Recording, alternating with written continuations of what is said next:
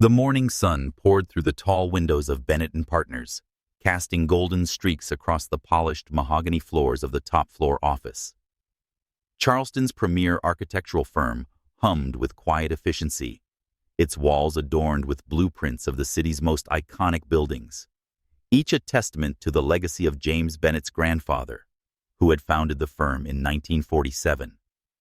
At 35, James Bennett, a white American with sharp green eyes and a jawline softened by a rare smile, had elevated the firm to the pinnacle of the Southeast's architectural scene. His designs, sleek yet respectful of Charleston's historic charm, graced the skyline, from the restored waterfront mansions to the modern lofts in the Arts District. Yet, on this crisp October morning in 2025, James stood frozen in his corner office, staring at his digital calendar with a sinking dread that threatened to unravel everything he'd built. "No, no, no," he muttered, running a hand through his neatly trimmed dark hair. His calendar displayed a catastrophic error. 2 critical meetings were scheduled at 2:00 p.m. in the same conference room. One was with a delegation of Korean investors from Seoul, representing a billion-dollar development deal for a sustainable coastal resort. The other was with Evelyn Harper, a Savannah real estate tycoon whose waterfront project could secure Bennett and Partners' dominance for years. Both demanded his undivided attention and were arriving today, their expectations as heavy as the humid Charleston air pressing against the windows.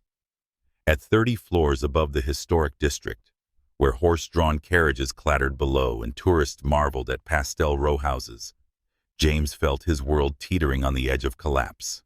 How had he missed this? His meticulous nature, honed by years of drafting flawless plans, had failed him, and the weight of that failure pressed against his chest like a steel beam. A soft knock at the door snapped him out of his spiraling thoughts. "Come in," he called, his voice strained as he tried to mask his panic. The door opened, and Nia Carter, his executive assistant, stepped inside with her usual grace. A Black American woman in her late 20s, Nia carried herself with a quiet confidence that seemed to steady the chaos of any room. Her tailored gray suit, paired with a silk blouse, was professional yet striking, and her warm brown eyes scanned James's disheveled state with a knowing glint. In her hands were 2 steaming cups of coffee. One she placed on his desk, a ceramic mug etched with a miniature Charleston skyline, a gift she'd given him 2 years ago when she noticed his old one was chipped. "Rough start?" she asked, her tone light but laced with the insight of someone who'd seen him at his best and worst. James exhaled, gesturing helplessly at his tablet. "I've double-booked the most critical meetings of the year. The Koreans and Harper, both at 2. I'm an idiot." His admission hung in the air, raw and unguarded. Nia didn't flinch. Instead, her lips curved into a reassuring smile as she pulled out her tablet, her fingers moving with practiced efficiency. "You're not an idiot, James. You're human. And I've got this." Before he could protest, she tapped the screen and began outlining her solution. "I noticed the overlap 3 days ago when you kept rearranging your pens in those perfect little rows. You'll tell when you're stressed." She nodded toward his desk, where his pens were indeed aligned with unnerving precision. James felt heat creep up his neck. Of course, she'd noticed. Nia always noticed. In the 3 years she'd been his executive assistant, she'd become the steady pulse of his chaotic world, anticipating his needs before he could articulate them. "Here's the plan," she continued. "The Korean investors are now in the executive conference room at 2:00 p.m. with a top-tier interpreter I booked from Atlanta. I've also arranged a tea service with Sencha and Jasmine. They'll appreciate the gesture." Evelyn Harper's meeting is rescheduled to 3:30 p.m. in the premium suite, with low-country shrimp and grits catered from Husk. She's from Savannah. She'll love the nod to coastal cuisine. James stared, speechless, as Nia's calm competence dismantled his crisis. "How do you do this?" he asked, his voice a mix of awe and relief. Nia shrugged, her smile softening. "I know you, James Bennett, and I know this firm's future depends on these deals." As she spoke, James found himself looking at her. Her natural hair was pulled into a sleek bun, and the morning light caught the subtle glow of her skin. When had he started noticing these things? The way her laughter could cut through his darkest moments. The way her presence made every challenge feel surmountable. He pushed the thought aside, but it lingered like the scent of magnolias outside. "You're a miracle worker, Nia," he said, meaning more than he could say. She tilted her head, her eyes twinkling, and was doing my job. "Now let's get you ready for these meetings. You've got this." As she turned to leave, organizing files with her usual efficiency, James felt a spark ignite, a feeling he couldn't name, but knew would change everything. Outside, Charleston's historic district pulsed with life. Tourists snapped photos of Rainbow Row, oblivious to the city's deeper currents, its centuries-old hierarchies rooted in plantation wealth and rigid social codes. Bennett and Partners stood as a bridge between Charleston's past and its future, but its success came with scrutiny. As the scion of an old Charleston family, James was expected to uphold tradition and move in circles where lineage trumped talent. Nia, a black woman who'd earned her MBA from Howard University and risen through sheer brilliance, didn't fit that mold. Their professional partnership was already whispered about in Charleston's elite circles, where old money clung to outdated prejudices. As James watched Nia leave his office, her silhouette framed against the historic skyline, he knew their next steps would test his firm and the very fabric of the city they called home. The late morning light filtered through the lace curtains of the Charleston Yacht Club, where polished silverware gleamed and the murmur of old money filled the air. Charleston's elite society thrived in such spaces, where lineage and wealth were currency, and tradition held sway like an unspoken law. The city's historic wealth, rooted in rice and indigo plantations, had forged a social hierarchy that lingered into 2025, its roots tangled in centuries of privilege and exclusion. At Bennett and Partners, James Bennett's firm stood as a beacon of progress, blending modern design with Charleston's storied past. Yet even here, the weight of expectation pressed heavily. James's decision to invite his executive assistant, Nia Carter, to the Charleston Heritage Ball was about to ripple through this tightly knit world like a stone dropped in the Ashley River. James sat at his desk, the double-booked meetings now a fading crisis thanks to Nia's swift intervention. His tablet lay open, but his thoughts were elsewhere, replaying when he'd asked Nia to the ball. It had happened in the elevator, after the day's chaos had settled. The polished steel doors reflected their silhouettes as they rode to the top floor, the air charged with an energy James couldn't define. "Nia," he'd said, his voice steadier than he felt, "would you be my date to the Heritage Ball?" The question had slipped out, impulsive yet inevitable, born of months of stolen glances and unspoken trust. Nia's eyes had widened, her usual composure faltering for a heartbeat. "Is that a professional request, Mr. Bennett?" she'd asked, her tone teasing but guarded. "No," James had replied, stepping closer, his cufflinks glinting in the dim light. "Not." A slow smile transformed Nia's face, softening the sharp lines of her gray suit.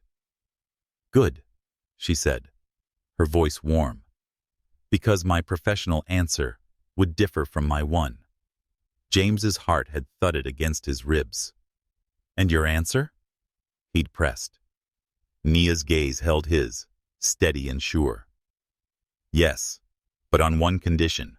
Stop calling me Mr. Bennett when we're alone. It's James." The elevator doors had opened, but neither moved. The moment was suspended like a blueprint waiting to take shape.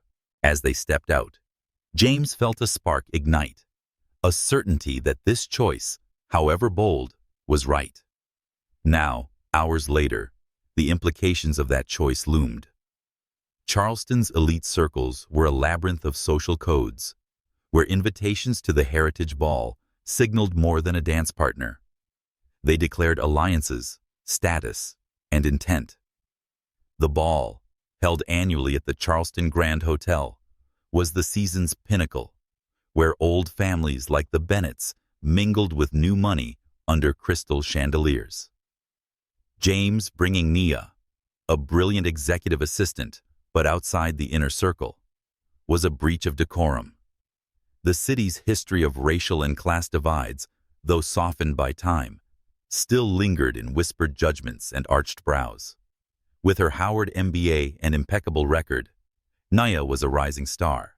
But to some, she'd always be the help in a world that prized pedigree over merit.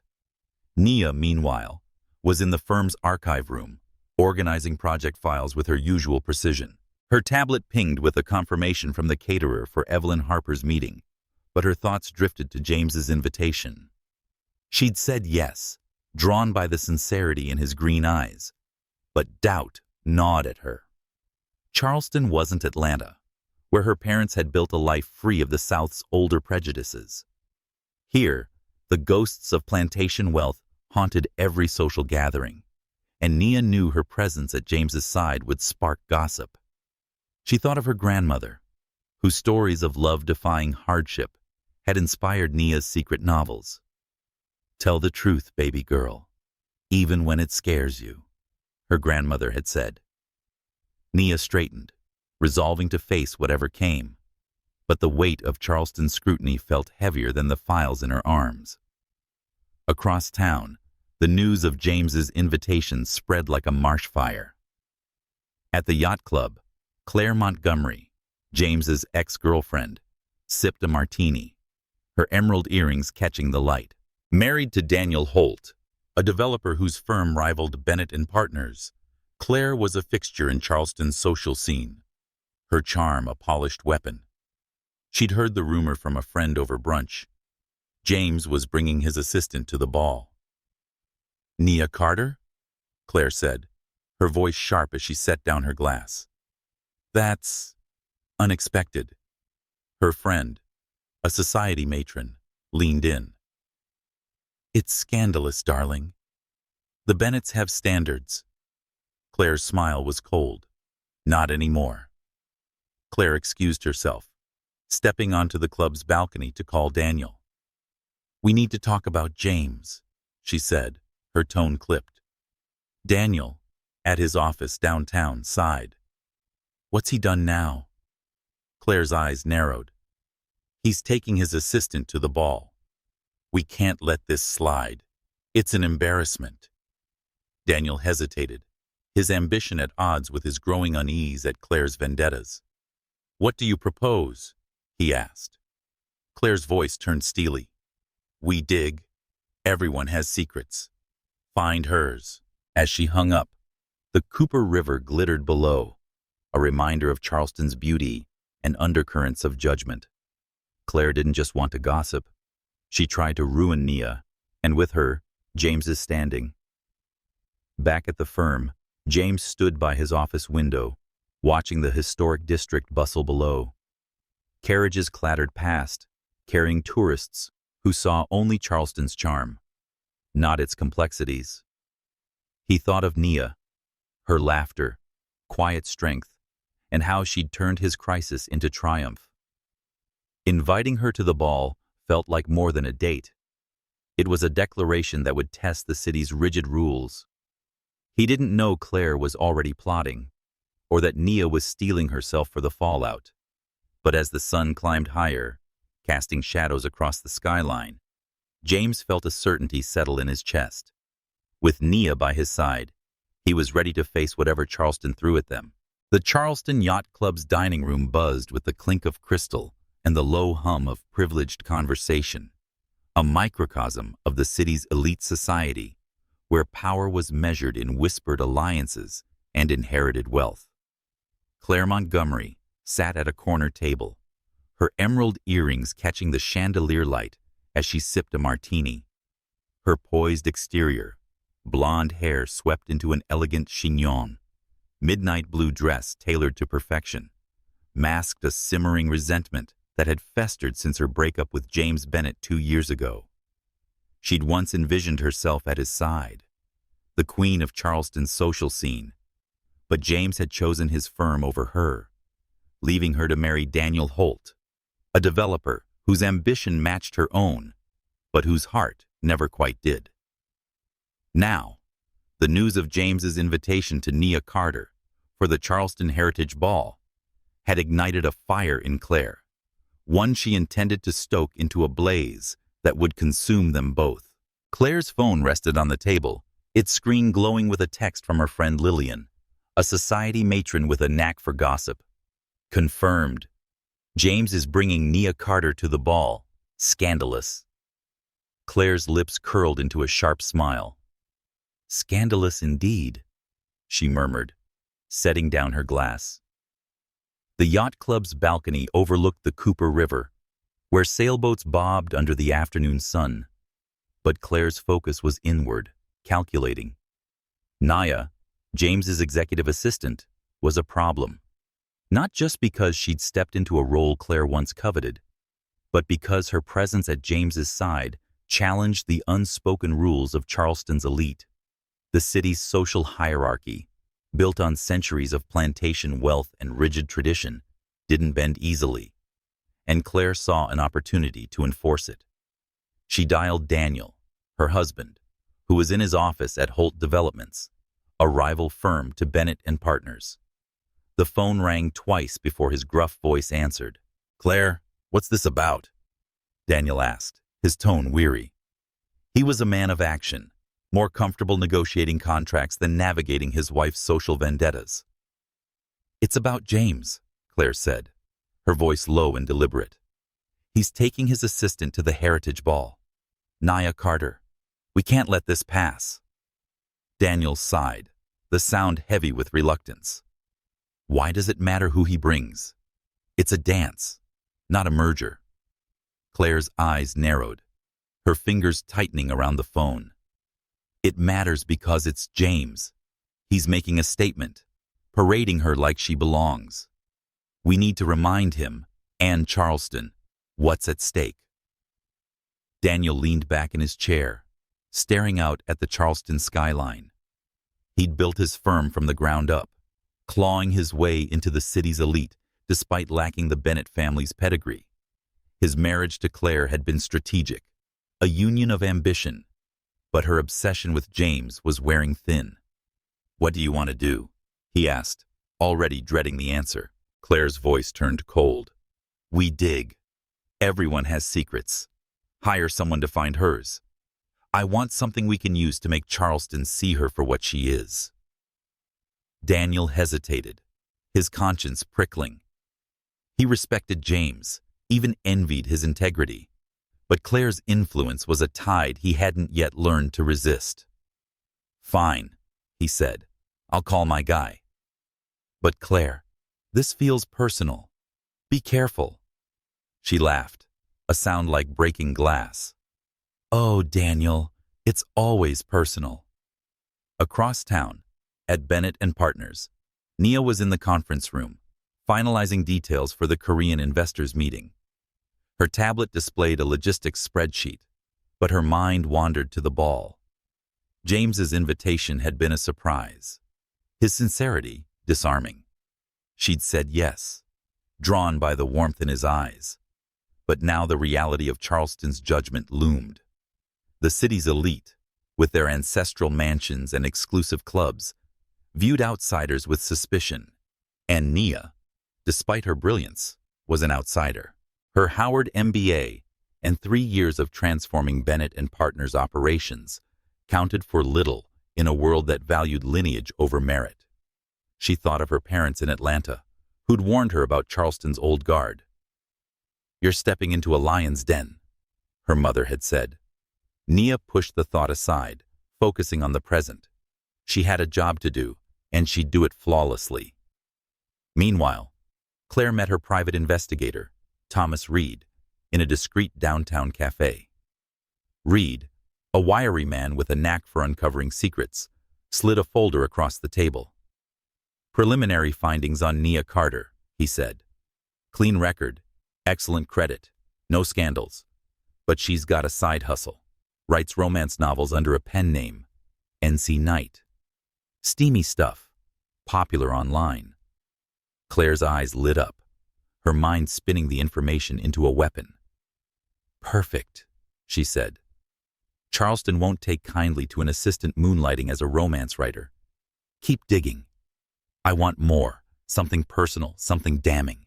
Reed nodded, but his expression was guarded. He'd seen clients like Clare, consumed by vendettas that burned everything in their path. Back at the firm, James stood in the archive room, watching Nia sort files efficiently. "You're a lifesaver," he said, leaning against a cabinet. "Today could have been a disaster." Nia smiled, her eyes meeting his. "And just doing my part, James." The soft and familiar way she said his name sent a warmth through him. He wanted to say more, to ask about the spark he'd felt in the elevator, but the weight of Charleston's expectations held him back. He knew the ball would be more than a dance. It would test their courage. Their fingers brushed as Nia handed him a file, and the air crackled with possibility. Neither spoke, but the silence said enough. Outside, Charleston's historic district glowed under the afternoon sun, its cobblestone streets and pastel facades hiding the city's deeper tensions. Claire's scheme was in motion, and Daniel's reluctance hinted at cracks in their alliance. Unaware of the investigators prying, Nia felt the first stirrings of defiance. She'd faced Charleston's elite, not as James's assistant, but as his equal. And James, watching her, knew that whatever lay ahead, he wanted her by his side, not just at the ball, but in the life he was beginning to imagine beyond it.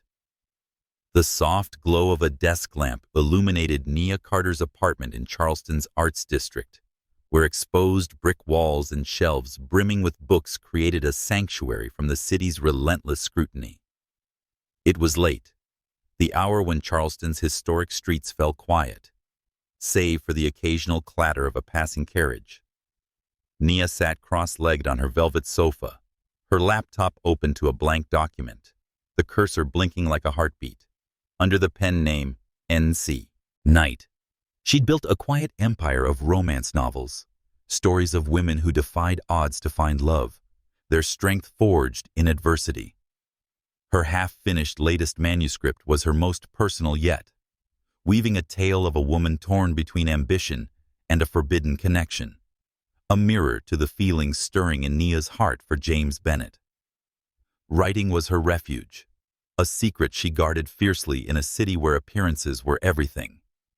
Nia's passion for storytelling began in childhood, sparked by her grandmother, Nia Carter, who filled their Atlanta home with tales of love and enduring hardship. Evelyn, a schoolteacher who'd faced segregation's sting, had taught Nia that stories could heal, could claim space in a world that often denied it. "Write the truth, baby girl," she'd said, her voice warm as summer rain. "Let it set you free." Nia had taken those words to heart, earning her MBA from Howard University and carving a career at Bennett and Partners. But writing remained her soul's work. Her novels, self-published under a pseudonym to avoid judgment, had found a devoted readership, with her latest, Tides of Courage, climbing bestseller lists. Yet in Charleston, where old money whispered of propriety, her steamy prose could be a scandal waiting to erupt. Nia's thoughts drifted to James's invitation to the Charleston Heritage Ball tonight. His sincerity in the elevator, the way his green eyes had held hers, had stirred something she'd tried to bury. She'd said yes, but doubt lingered. With their ancestral mansions and exclusive clubs, Charleston's elite guarded their circles like fortresses. The city's history, built on plantation wealth and rigid hierarchies, cast long shadows, and Nia, despite her brilliance, knew she'd be seen as an outsider at James's side. Faced with passion and defiance, her novels were risky in a world that prized conformity. She closed her laptop, the weight of her secret pressing against her chest. Would James understand this part of her? Or would Charleston's judgment tear it apart? Across town, at the Charleston Yacht Club, Clare Montgomery plotted her next move. She'd received another report from her investigator, Thomas Reed, confirming Nia's pen name and the success of her novels. Clare sat at her vanity, brushing her blonde hair, her reflection sharp in the gilded mirror.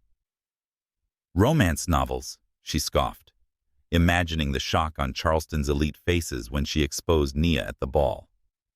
"She's playing at sophistication, but this will show everyone what she is." Clare's resentment wasn't just about Nia's role at James's side. It was about what Nia represented, a challenge to the social order Clare had mastered. She texted Daniel Holt, her husband, with instructions: get excerpts from her books. The steamier, the better. Daniel, at his office, frowned at the message. His ambition had tied him to Clare, but her vendetta tested his patience. He muttered, "This is getting out of hand." Yet he forwarded the request to Reed, his conscience uneasy. Nia's phone buzzed, pulling her from her thoughts. It was a video call from her best friend, Aisha, in Atlanta. Aisha's face appeared, her braids framing a concerned expression. "Girl, you're going to that ball with James Bennett?" she asked, her voice a mix of excitement and worry. "Charleston's old guard will eat you alive if they find out about NC Night." Nia sighed, tucking a strand of hair behind her ear. "I know, but I can't hide forever. These stories, they're part of me." Aisha leaned closer to the screen. "I get it. Your grandma would be proud. But Charleston isn't ready for a woman like you, especially not one writing about love that breaks their rules." Nia nodded, her resolve hardening. Maybe it's time they were. Back at Bennett and Partners, James was in his office, reviewing designs for the Korean Investors Resort. Thanks to Nia's orchestration, the day's meetings had been a triumph, but his mind was on her. He thought of her poise, quick wit, and how she'd turned his chaos into order. Inviting her to the ball had been impulsive, yet it felt like the most honest thing he'd done in years. He knew Charleston's elite would talk. Gossip was their currency, but he didn't care. Or did he? The Bennett name, built over generations, carried weight, and his mother, Margaret, had already hinted at her unease.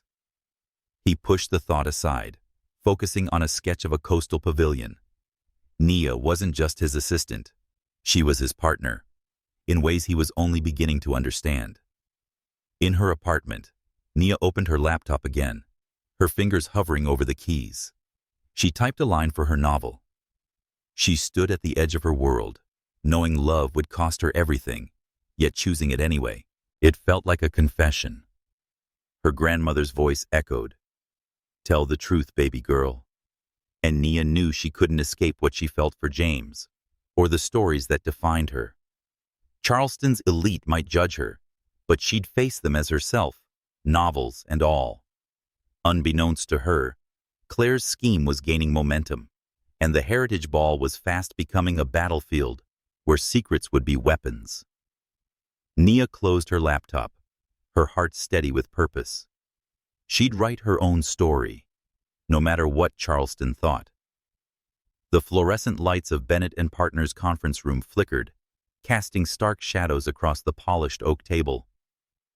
It was well past office hours, and the historic Charleston skyline glittered beyond the windows, a tapestry of old-world charm and modern ambition. James Bennett stood in the center of the room, his tie loosened and suit jacket draped over a chair, a rare departure from his usual polished demeanor. Across from him, Nia Carter adjusted the volume on her phone, soft jazz spilling from a portable speaker.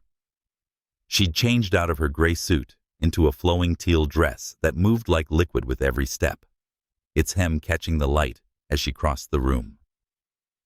Ready for your crash course in dancing? She asked, her voice teasing but warm, her brown eyes glinting with mischief. James rubbed the back of his neck, a nervous habit Nia had noticed long ago. I'd rather design a skyscraper blindfolded, he said, half joking. The Charleston Heritage Ball was days away, and while James could easily navigate boardrooms, the dance floor was uncharted territory. Nia's invitation to practice had been practical. Neither wanted to stumble through the waltz in front of Charleston's elite. But the air between them felt charged, heavy with the unspoken feelings that had simmered since his invitation in the elevator. Nia stepped closer, her jasmine perfume subtle yet intoxicating. Dancing's about trust, she said, placing her hand on his shoulder. You have to let go a little. James's hand found her waist, tentative at first, and the room seemed to shrink, the world narrowing to the space between them. Trust, huh? James said, his voice low. I'm not great at that. Nia's soft and musical laugh eased the tension in his shoulders. You trust me with your meetings, don't you? This isn't so different. She guided him into the first steps of a waltz, her movements fluid and assured. James followed, clumsy at first, his focus split between her instructions and the warmth of her hand in his. As the jazz swelled, their rhythms steadied, their bodies finding a sync that felt like an extension of their work together. Instinctive, effortless. Nia tilted her head, her lips curving. See? You're a natural. James's gaze lingered on her, the teal dress accentuating her grace. He said I have a good teacher, his tone carrying a weight he hadn't intended. With its stark walls and blueprints pinned to a board, the conference room transformed into something intimate, the fluorescent hum fading beneath the music.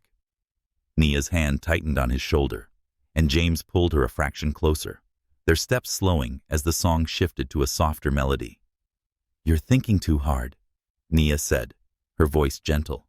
Let the music lead. James met her eyes, and momentarily, the barriers of boss and assistant dissolved. He saw the woman who'd turned his chaos into order and faced Charleston's whispers with unyielding poise. Nia, he started, then paused, unsure how to name the feeling growing inside him. She tilted her head, waiting, her expression open yet vulnerable, a rare glimpse beneath her composed exterior. Nia's thoughts flickered to her novels, which she wrote as N.C. Knight, where love was a battlefield of courage and risk. Her grandmother's stories had taught her that love demanded vulnerability, a lesson she'd woven into her prose, but hesitated to live. James's invitation to the ball had stirred those buried hopes. Still, Charleston's elite loomed in her mind, a society built on plantation wealth, where outsiders like her were tolerated, but never fully embraced. She wanted to trust James, to believe his sincerity, but the weight of her secret writing career and the city's judgment held her back. She said, "You're doing great," deflecting the moment, but her hand lingered on his arm, betraying her longing. Across town, Clare Montgomery sat in her sleek downtown condo, reviewing a file from her investigator, Thomas Reed. The pages detailed Nia's novels, their passionate prose ripe for scandal in Charleston's conservative circles. Clare's fingers tapped the marble countertop, her mind alight with possibilities. "This is better than I hoped," she murmured, imagining the gasps at the ball when she revealed Nia's pen name. She texted Daniel Holt, "Found something big. Her books will ruin her." Daniel, at a construction site, frowned at the message. His respect for James's integrity gnawed at him, and Clare's obsession started feeling like a liability. "This is a mistake," he muttered, but loyalty to his wife kept him silent, for now. The jazz track ended in the conference room, and a janitor's vacuum roared to life in the hallway, shattering the moment. James and Nia stepped apart, breathing unevenly, the air still electric. Not bad for a beginner, Nia said, her smile masking the flutter in her chest. James grinned, his usual reserve softened. I had good motivation. As Nia gathered her things, her teal dress catching the light, James watched her, a certainty settling in. The ball would be more than a dance, a declaration that Charleston's elite might not forgive. But in that moment, with Nia's laughter echoing in his mind, he didn't care. Nia left the office. Her steps were light, but her thoughts were heavy. She thought of her grandmother's words. Love's worth the fight, baby girl, but only if you're brave enough. Charleston's history, its wealth built on exclusion, its social codes etched in stone, made her bravery feel fragile. Yet James's hand on her waist, his willingness to learn, had felt like a promise. As she stepped into the cool night air, the city's gas-lit streets glowing around her, Nia resolved to face the ball as herself, secrets and all. Unbeknownst to her, Clare's plan was tightening like a noose, and the Heritage Ball was fast becoming a stage where trust would be tested, and love would demand courage. The dining room of the Bennett family mansion glowed under the soft light of a crystal chandelier, its mahogany table set with heirloom silver that spoke of generations of Charleston aristocracy.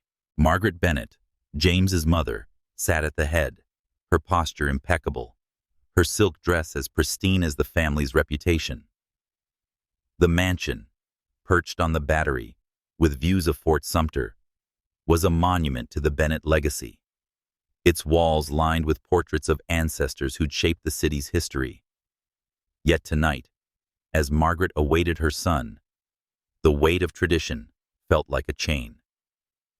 Charleston's elite society, rooted in plantation wealth and rigid social codes, demanded conformity.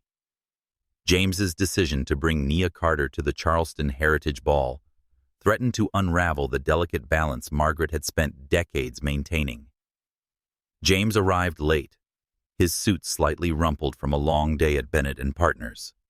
"Sorry, Mother," he said, taking his seat at the opposite end of the table.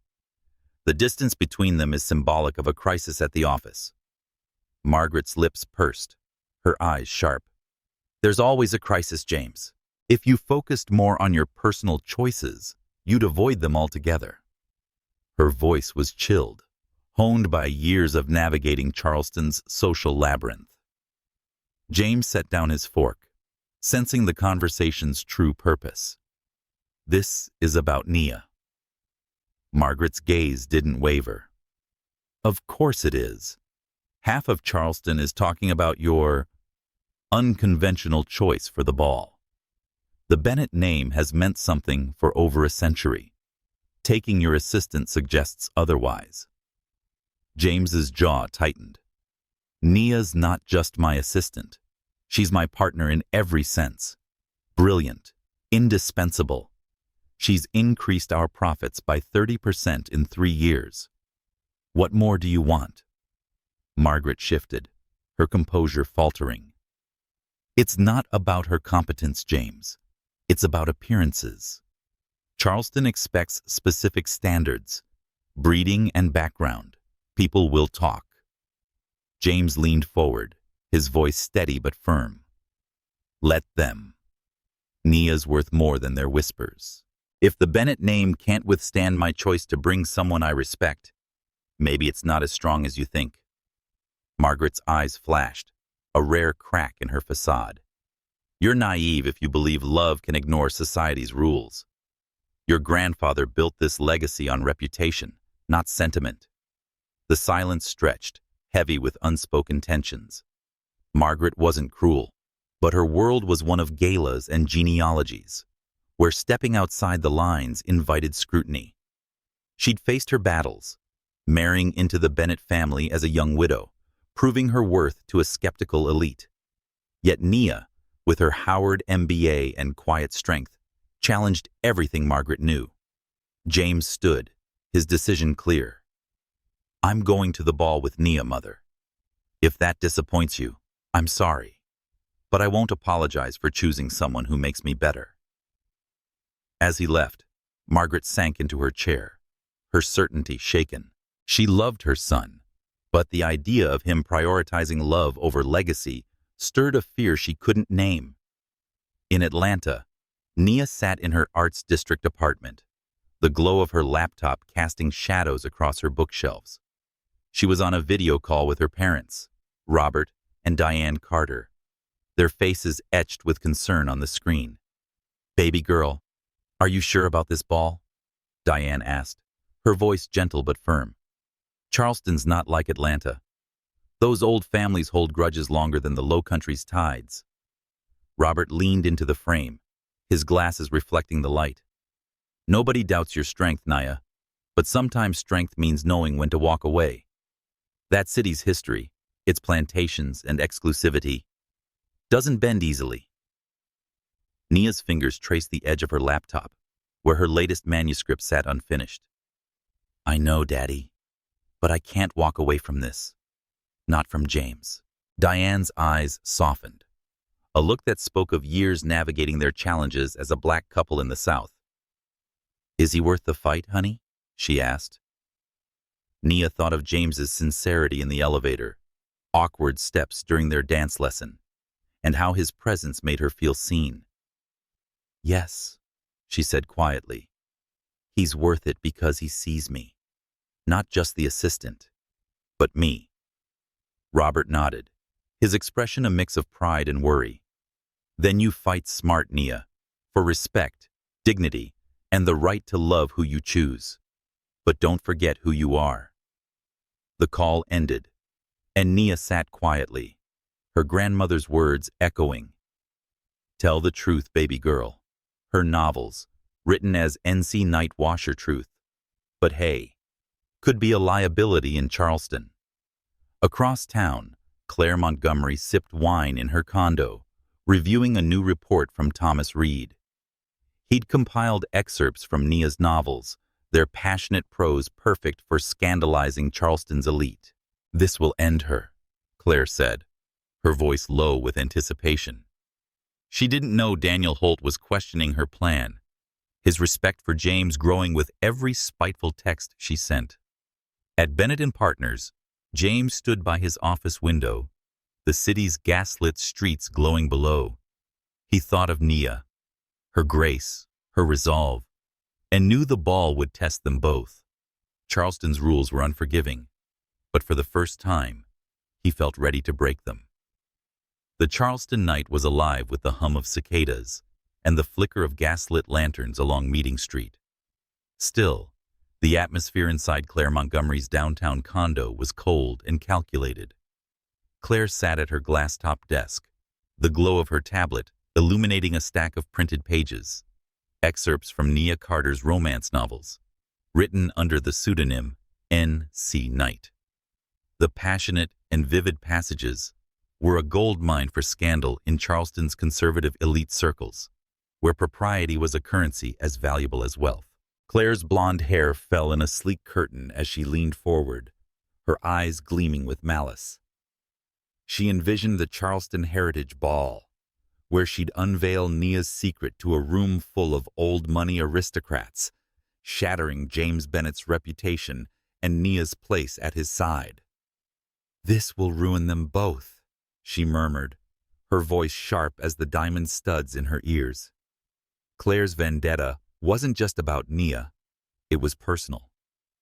James had once been hers, his ambition a mirror to her own, but he'd chosen his firm over her, leaving her to marry Daniel Holt, a man whose drive matched hers, but whose warmth never did.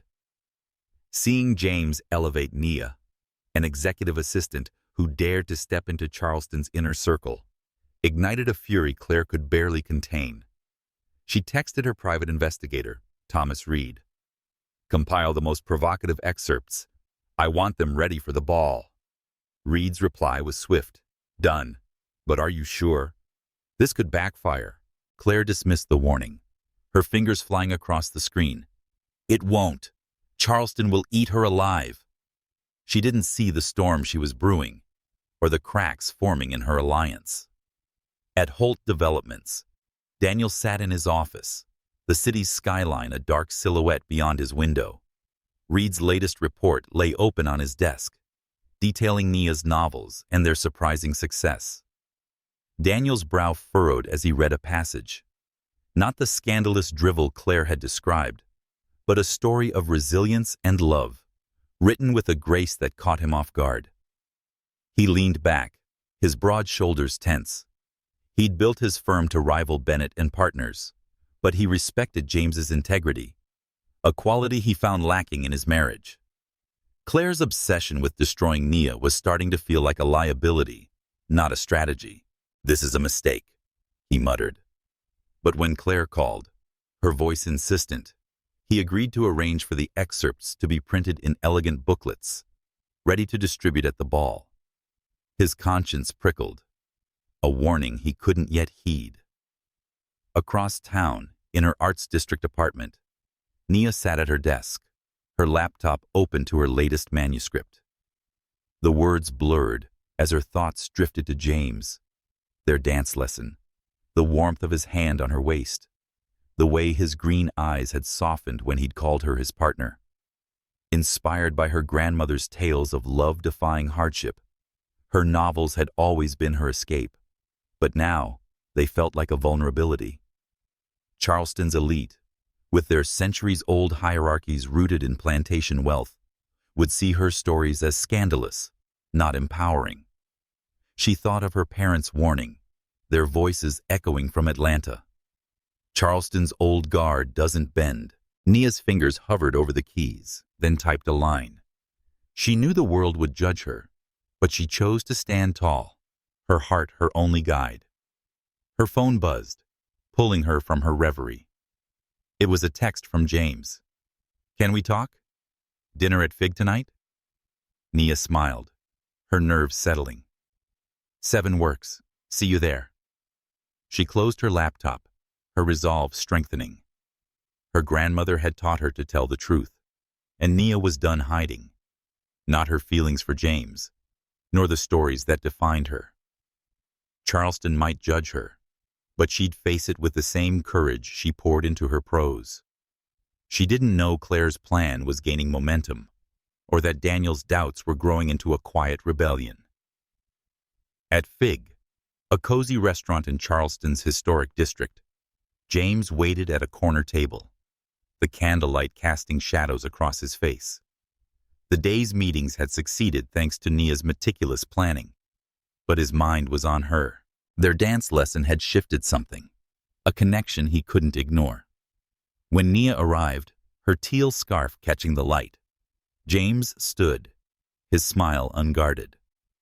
"You look terrific," he said, pulling out her chair. Nia's laugh was soft. "You clean up pretty well yourself." Over shrimp and grits, they talked about the firm, the ball, and the city's expectations. But the conversation danced around the unspoken, their growing feelings, the risk of crossing lines in a place like Charleston. "You're not worried about the gossip?" Nia asked, her fork pausing mid-air. James met her gaze, steady and sure. "I'm concerned about not being honest with you.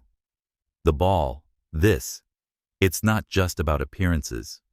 It's about us." Nia's breath caught, her heart echoing her grandmother's words. "Love's worth fighting if you're brave enough." She wanted to tell him about her novels, to share that part of herself, but the weight of Charleston's judgment held her back. "It's complicated," she said finally. James reached across the table, his hand brushing hers. "Then we figure it out together." The touch lingered, a promise in the candlelight. Outside, Charleston's gaslit streets glowed, their beauty masking the city's rigid codes. Clare's scheme was a ticking clock, and Daniel's unease hinted at a fracture in her plan. Nia and James, unaware of the storm brewing, were stepping closer to a truth neither could deny. The Heritage Ball loomed, a stage where their courage would be tested and love would demand a price only the brave could pay. The marble corridors of Bennett and Partners echoed with the sharp click of Clare Montgomery's heels as she paced, her phone pressed to her ear. It was late, and the Charleston skyline was a mosaic of twinkling lights beyond the office windows. While working late in the archive room, Nia Carter froze when she overheard Clare's voice, laced with venom. "Yes, I have everything," Clare said, oblivious to Nia's presence. Excerpts from her novels, photos of her late nights here. "Everyone will see her for what she is when I'm done at the ball." Nia's blood ran cold. Her romance novels, written as N.C. Knight, was her private truth, inspired by her grandmother's stories of love and resilience. Clare planned to weaponize them, turning Nia's passion into a scandal to ruin her and James Bennett in Charleston's unforgiving elite circles. Nia sank into a chair, her heart pounding. The urge to run, to pack her apartment, take a job offer from a New York firm, and vanish, was overwhelming. Charleston's history, built on plantation wealth and rigid hierarchies, made no room for outsiders like her, especially one with a secret that could be twisted into shame. But her grandmother's voice echoed, "Face what chases you, baby girl, or it'll catch you from behind." Nia straightened, her resolve hardening. She wouldn't flee. Instead, she'd fight fire with fire. She pulled out her phone and called Jamal, a former college roommate turned cybersecurity specialist in Atlanta. "I need your help," she said, her voice steady. "Someone's digging into my life. I need to know who they are and what they're hiding." Jamal's response was immediate. "Send me names. I'll dig deeper than they ever could." By morning, he'd uncovered a gold mine. Clare Montgomery was having an affair with Marcus Reed, a rival developer, not her husband, Daniel Holt. Hotel receipts from the Riverside Inn, charged to Clare's card, showed months of clandestine meetings. More damning, Jamal found evidence of Clare embezzling from the Charleston Children's Foundation, siphoning small amounts to fund her lavish lifestyle. "She's been skimming for years," Jamal said over a video call, his screen sharing bank statements. "And Marcus Reed? He's been feeding her confidential info on Bennett and Partners deals, probably to undermine James." Nia's eyes gleamed with fierce satisfaction. "You're a genius, Jamal. This changes everything." At Bennett and Partners, Nia found James in his office, his shoulders tense as he reviewed a contract. The morning light caught his green eyes, shadowed with worry. "Nia, you okay?" he asked, sensing her urgency. She closed the door, her tablet in hand. "I overheard Clare last night. She's planning to expose my novels at the ball to humiliate us." James's face darkened, his fists clenching. "Why didn't you tell me sooner?" Nia met his gaze, unflinching. She swiped her tablet because I was handling it, revealing Jamal's findings: hotel receipts, text messages, bank records. "Clare has an affair with Marcus Reed and steals from her charity. They've also been leaking your business secrets." James stared at the evidence, his anger shifting to admiration. "How did you do this?" Nia's smile was sharp. "I have skills you don't know about, James, and friends who know their way around a server." James leaned back, processing the information. "This could destroy her," he said, his voice low. "But it's not just about Clare. If we use this, it's war. Charleston won't forgive or forget." Nia nodded, her expression resolute. "I know, but she's coming for us, and I'm not letting her win. Are you with me?" James reached across the desk, his hand covering hers. "Always." The touch was brief, but electric, a silent vow.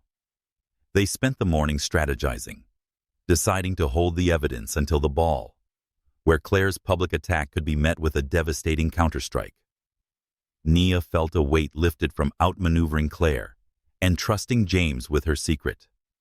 Her novels, once a vulnerability, were now a badge of courage.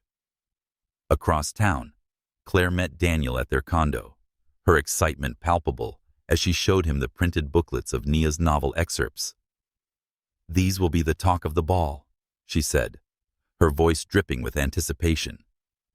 Daniel's jaw tightened, his unease growing. He'd read Nia's work, expecting smut, but finding stories of strength and love that resonated unexpectedly. "Clare, this is too far," he said, his tone firm. "You're not just targeting Nia, but dragging James's firm into it." Clare's eyes flashed. "Whose side are you on, Daniel? We're protecting our place in Charleston." Daniel turned away, his loyalty fraying. He respected James's integrity, and Clare's obsession was starting to feel like a betrayal of their values. He said nothing, but his silence was a crack in their alliance. Nia opened her laptop in her apartment, her latest manuscript glowing on the screen. She typed. She turned to face the storm, knowing truth was her sharpest weapon. Her grandmother's words fueled her. "Face what chases you." Charleston's elite might judge her novels, but Nia was ready to claim her story. The Heritage Ball was 2 days away, and Clare's plan was a ticking bomb. But Nia and James, armed with evidence and bound by trust, were no longer prey. They were hunters, ready to rewrite the rules of a city that thrived on exclusion. The evening breeze carried the scent of magnolias through Charleston's arts district, where Nia Carter's apartment glowed with the warm light of a single lamp. Inside, the space was a haven of books and artwork, each piece reflecting Nia's vibrant spirit. She stood in her living room, her fingers tracing the edge of a framed photo of her grandmother, whose stories of love and resilience had shaped Nia's own. The weight of Clare Montgomery's scheme, exposing Nia's romance novels at the Charleston Heritage Ball, hung heavy. Still, Nia's Counterstrike, armed with evidence of Clare's affair and embezzlement, had shifted the balance. Tonight, as the ball loomed 1 day away, Nia felt a mix of defiance and vulnerability, her heart tethered to James Bennett and the truth she'd chosen to embrace. A knock at the door startled her. She opened it to find James, his suit jacket slung over his shoulder, a garment bag from Dior in one hand, and a nervous energy in his green eyes. "Can I come in?" he asked, his voice soft but urgent. Nia stepped aside, her oversized sweater slipping off one shoulder. "She said you look like you've been through a war," noting the tension in his jaw. James set the garment bag on her sofa and managed a wry smile. "Feels like it. Half of Charleston's called to advise me about the ball. The other half's pulling business deals." Nia's stomach tightened. "Because of me?" James shook his head, stepping closer because of their small minds. "I don't care about their money, Nia. I care about you." Nia's breath caught, her thoughts flashing to her novels, where love was a leap into the unknown. She'd written about such moments, inspired by her grandmother's tales, but living one was different.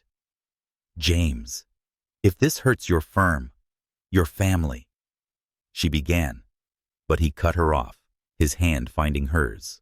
"My firm means nothing if I can't share it with you. Every success feels empty without you there."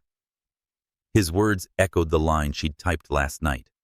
She chose love, knowing it would cost her everything. Nia's eyes shimmered with unshed tears. "You can't say things like that," she whispered.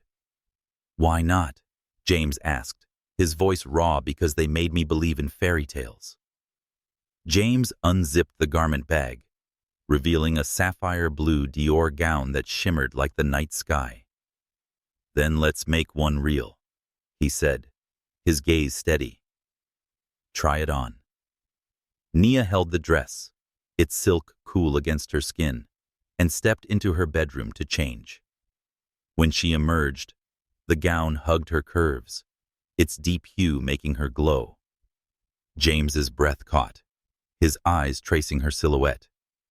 "You're stunning," he said, his voice thick. Nia glanced in the hallway mirror, the dress transforming her into someone who could command Charleston's elite. "This must have cost a fortune," she said, half joking. James smiled. "Less than what you're worth to me." He pulled out his phone, showing her a sketch of a community center for the arts district, named after her grandmother. "I've been working on this since we got close," he said. "A place for kids to write, create, and dream, like you do." Nia's heart swelled, her grandmother's legacy alive in his gesture. Before she could speak, James took a deep breath, his hand slipping into his pocket. "There's one more thing." He dropped to one knee, a velvet box revealing a diamond ring that caught the lamplight like a star. "Nia Carter, I don't want to pretend this is casual. I want forever. Will you marry me?" Nia's knees weakened, her mind reeling. The ball, Claire's scheme, Charleston's judgment. It all faded. She saw only James, his sincerity a mirror to her own heart. "This is crazy," she whispered, her voice trembling. "Charleston will lose it." Your mother, James, stood, taking her hands. "Let them. My mother will come around. If she doesn't, that's her loss. I love you, Nia. Chaos and all." Nia laughed through tears, her grandmother's words echoing. "Love's worth the fight if you're brave enough." "Yes," she said, her voice clear. "Yes, I'll marry you." James slid the ring onto her finger, a perfect fit, and pulled her into a kiss that held months of unspoken longing. Across town, Claire sat in her condo, finalizing her plan. She'd arranged for a photographer to capture Nia's humiliation at the ball, the novel excerpts ready to shock the elite. Daniel Holt watched her, his unease now a chasm. "Claire, this isn't just about Nia," he said, his voice low. "You're risking our reputation too." Claire's eyes flashed. "I'm protecting it. You'll see." Daniel turned away, his loyalty crumbling. He'd begun to admire Nia's strength, and Claire's obsession betrayed their partnership. In Nia's apartment, she and James sat on the sofa, the Dior gown draped nearby. "Tomorrow," Nia said, her voice steady, "we walk into that ball together. When Claire tries to expose my novels, we hit back with her secrets." James nodded, his hand squeezing hers. "We show Charleston what we're made of." The city's gaslit streets glowed outside, their beauty masking a society poised to judge. But Nia and James, bound by love and armed with truth, were ready to face the storm. The Charleston Grand Hotel shimmered under a canopy of stars, its marble facade aglow with the golden light of crystal chandeliers. The Charleston Heritage Ball, the pinnacle of the city's social season, transformed the venue into a monument to Southern elegance, where magnolia blossoms perfumed the air, and live jazz wove through the chatter of elite guests. Charleston's old money families, their wealth rooted in centuries of plantation legacy, arrived in a parade of luxury cars, their jewelry glinting like armor. Inside, Claire Montgomery stood near the grand staircase, resplendent in an emerald silk gown that cost more than most monthly salaries. Her blonde hair was swept into an elegant updo, but her eyes were predatory, scanning the entrance for James Bennett and Nia Carter. She clutched a stack of booklets, excerpts from Nia's romance novels, penned as NC Knight, ready to unleash a scandal that would topple them both. Claire's husband, Daniel Holt, adjusted his bow tie beside her, his discomfort palpable. "She might not show," he said, his voice low. Claire's smile was sharp as a blade. "Oh, she'll come. James is too proud to back down, and when they arrive, everyone will see what kind of woman she is." Daniel's jaw tightened. His respect for James had grown, and Claire's vendetta felt increasingly like a betrayal of their values. Across the ballroom, Margaret Bennett, James's mother, held court among Charleston's oldest families. Her composure, a mask for the turmoil.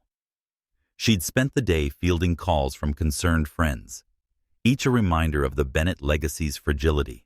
Yet, watching the crowd, she wondered if her son's choice might be braver than she'd admitted. At 9:30 p.m., a murmur rippled through the gathered elite. A Rolls-Royce pulled up to the hotel's entrance, its sleek lines drawing every eye. James stepped out first, devastating in a custom tuxedo that hugged his tall frame, his green eyes steady with quiet confidence. He moved to the passenger door, and the crowd held its breath. When Nia emerged, a collective gasp echoed through the ballroom. The sapphire blue Dior gown flowed around her like a tide, its rich hue radiant against her skin, and the elegant and bold design. Her natural hair was styled in soft waves, framing a face that carried the grace of a queen and the fire of a woman who knew her worth. James offered his arm, and Nia took it, her chin high, her smile genuine. Together, they began the ascent up the grand staircase, photographers capturing every step. Claire's pulse quickened, her grip tightening on the booklets. "Showtime," she whispered, but Daniel's uneasy glance betrayed his wavering loyalty. Watching from across the room, Margaret felt a pang of pride she couldn't suppress. The announcer rang out, "Mr. James Bennett and Ms. Nia Carter." The ballroom fell silent as they descended the interior staircase, every eye tracking their movement. Nia's hand rested lightly on James's arm, her poise unshaken by the scrutiny. Whispers broke the hush, not of disdain, but of admiration. "They're stunning together," a debutante murmured. "She's breathtaking," said an older banker. "Look at how he watches her," sighed a young heiress. Claire's plan, built on Charleston's rigid codes, began to falter as the crowd saw not an assistant, but a woman who belonged. James leaned toward Nia, his voice low. "Ready for this?" Nia's eyes met his, sparkling with resolve. "With you, I'm prepared for anything." Their dance lessons' rhythm lingered in their steps, a quiet confidence that turned heads. The orchestra struck up "The Way You Look Tonight," and James silently led Nia onto the dance floor. They moved with perfect synchronization, their bodies close, their connection undeniable. The crowd watched, captivated, as their waltz transformed practice into magic. Nia's gown swirled, and James's hand on her waist was steady, a silent vow. "You're stealing the show," he murmured, his lips near her ear. Nia's laugh was soft. "We're stealing it together." Across the room, Claire's face flushed with frustration. Her booklets, meant to scandalize, felt heavy in her hands. The crowd's murmurs, praise, not judgment, were a slap to her carefully laid plans. She moved toward the bandstand, determined to reclaim control. But Daniel grabbed her arm. "Claire, stop. This isn't working," he said, his voice firm. Claire yanked free, her eyes blazing. "It will when I'm done." Margaret, watching her son and Nia, felt her heart shift. She'd clung to tradition, but their apparent devotion challenged her beliefs.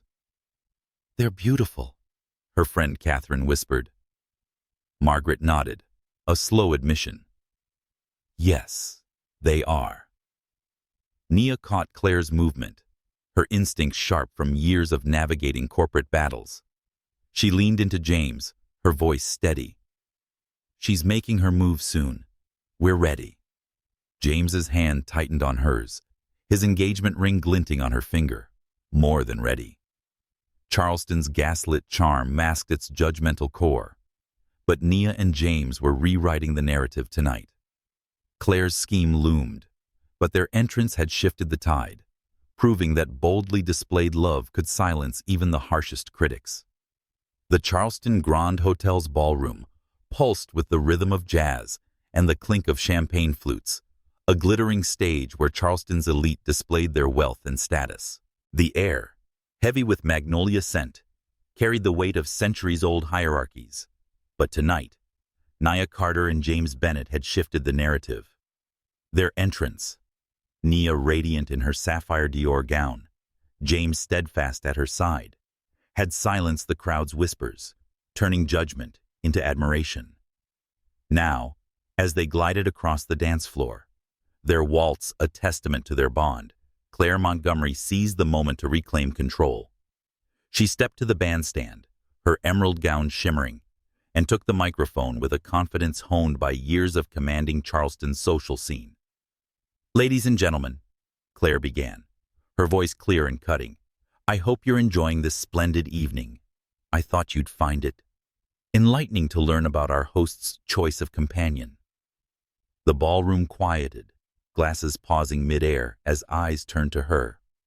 James tensed, his hand tightening on Nia's as they waited for their dance. Nia's gaze was steady, her lips curving slightly. "Let her talk," she whispered. "We've got this." Oblivious to their calm, Clare held up a booklet of Nia's novel excerpts, written as N.C. Knight. She said Ms. Carter has a creative side hustle, her tone dripping with mock surprise. She read a passage, her voice exaggerating the passion, expecting gasps of scandal from the crowd. Instead, the reaction was unexpected. Judge Emily Harper, a respected figure in her 70s, chuckled from her table.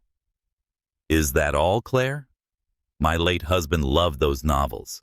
They're about courage, not shame." Dr. Michael Chen, a prominent surgeon, nodded. "It sounds like fine writing to me.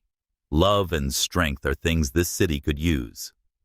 Murmurs of agreement rippled through the room, some guests smiling, others clapping lightly. Clare's face flushed, her plan unraveling. She pressed on, her voice rising.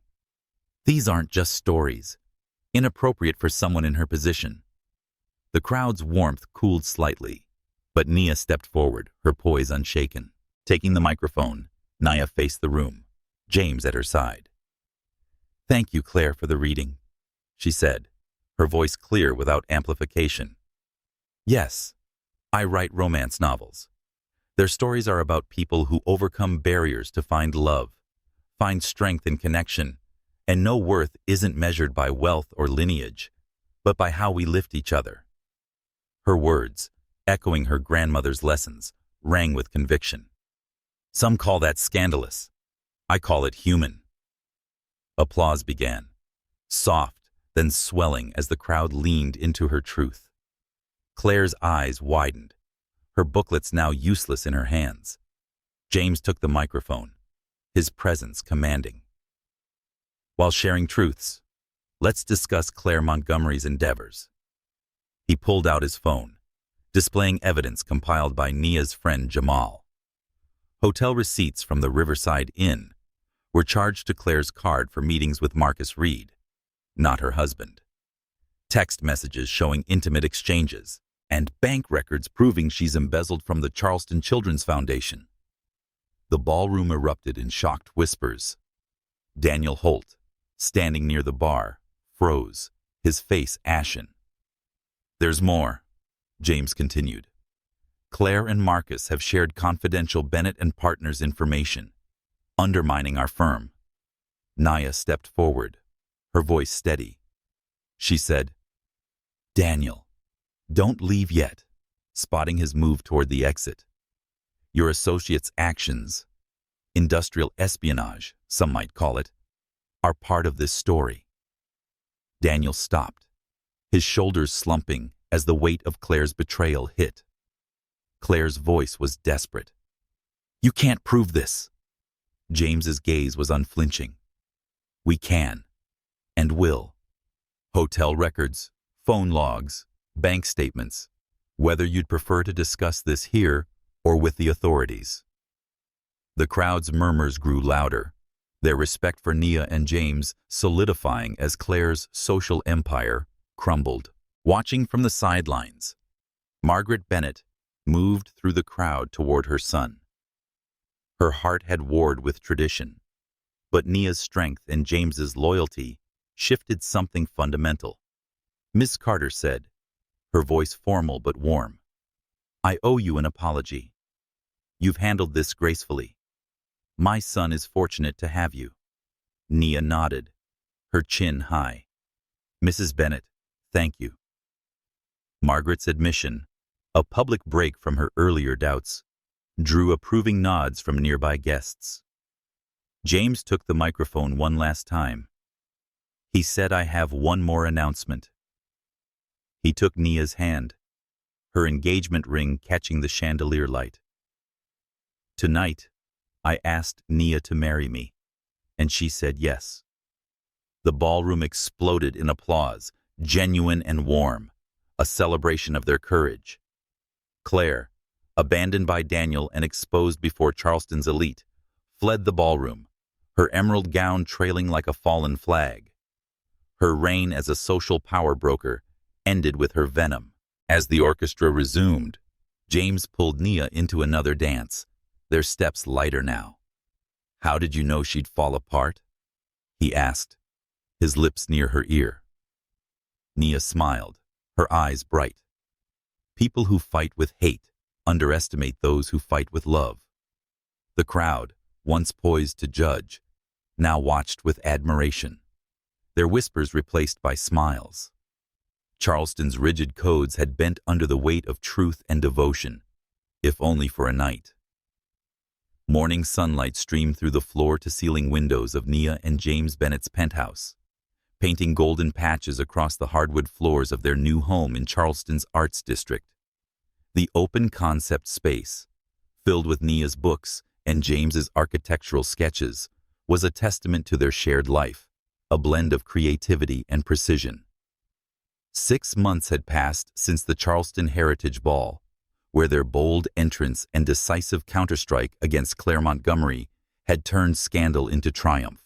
Now, married for 3 months, Nia sat curled in a window seat, her laptop balanced on her knees, drafting her latest novel. In the kitchen, James flipped pancakes with a practiced hand, the aroma of coffee mingling with the soft jazz playing in the background. "How's the book coming?" he called, his green eyes glinting with warmth. Nia stretched, her engagement ring catching the light. "It's different," she said, her voice soft. "Less struggle, more hope. It turns out that happy endings are easier to write when you're living one." Her novels, once it turns out, that's N.C. Knight, who was now celebrated. Her latest topping bestseller lists after the ball's events made her a local legend. The ballroom revolution, as Charleston's elite dubbed that night, had reshaped the city's social landscape.